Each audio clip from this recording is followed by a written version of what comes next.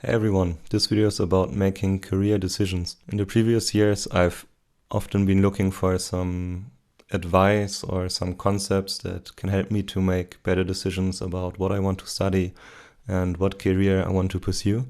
And there are 5 different strategies that actually helped me a lot during my studies, but also while starting my freelance career and even now to make better decisions in this field. The first concept I want to talk about is one which has been developed by Jim Collins, who's an American author, consultant, and lecturer on business management and business growth.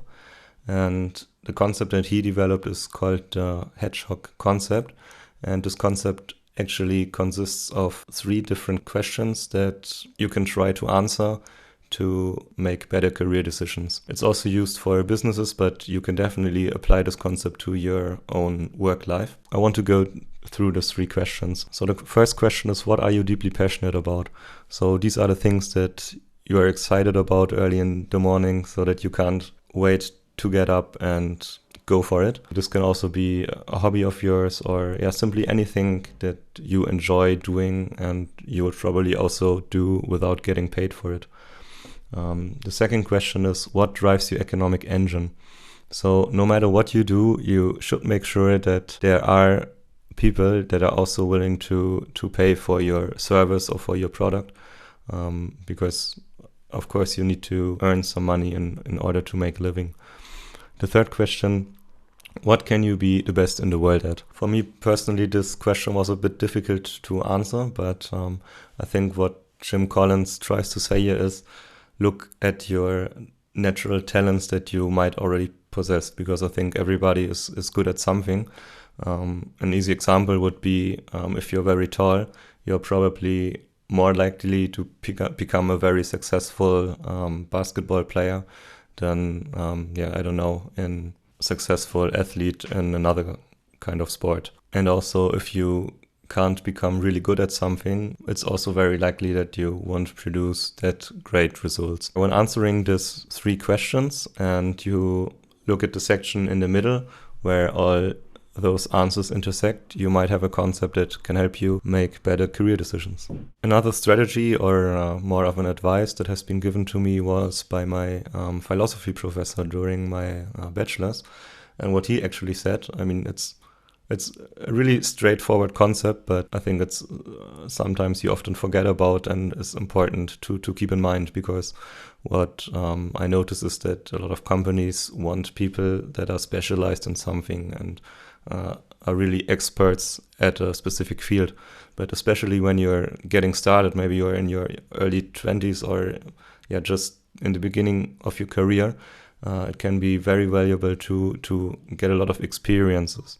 So that's what he's basically saying, that you should try different studies, different jobs, go traveling in order to understand yourself better, understand the world better, and see where you fit and what are the career goals that are worth pursuing.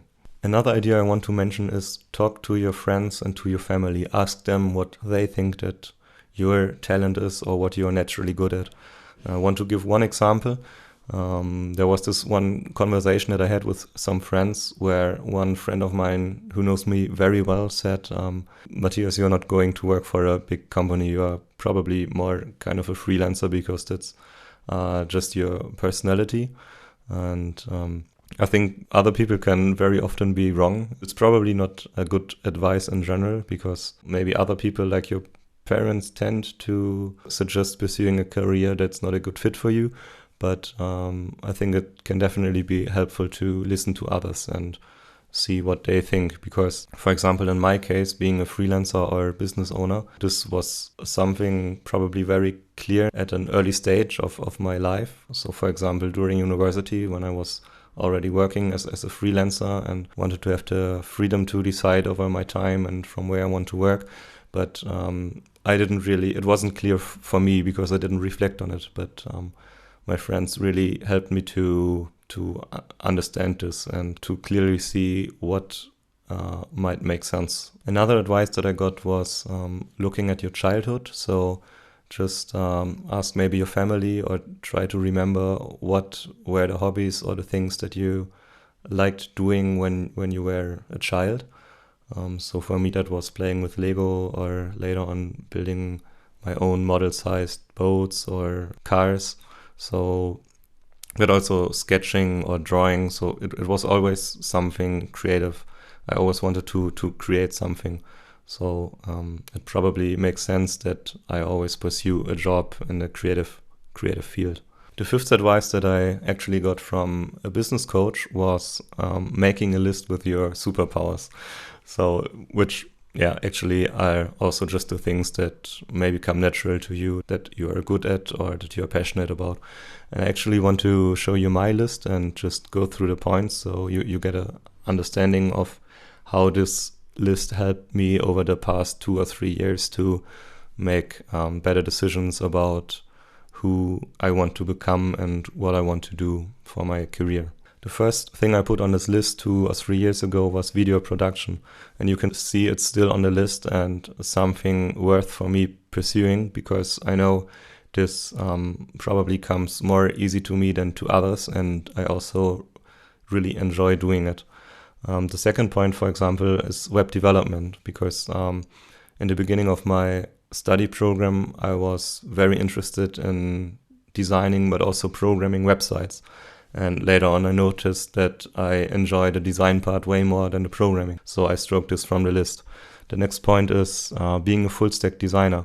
And the reason for this is because this is the way I go through life. So at every object, every product or building I see, I look at the design and wonder why different design decisions might have been made. Logo design, graphic design, creating illustrations, animations. Those are all things that I did for a specific period of time, and where I noticed, okay, this is fun, but it's probably not the thing that I'm really, really passionate about, or and that I enjoy doing that much. Same for product photography. So I took those from the list. The next point, being structured and organized, is something that is definitely not true for all areas of my life, but it's something that tutors or friends told me, that they have the impression that I'm very structured and organized during work.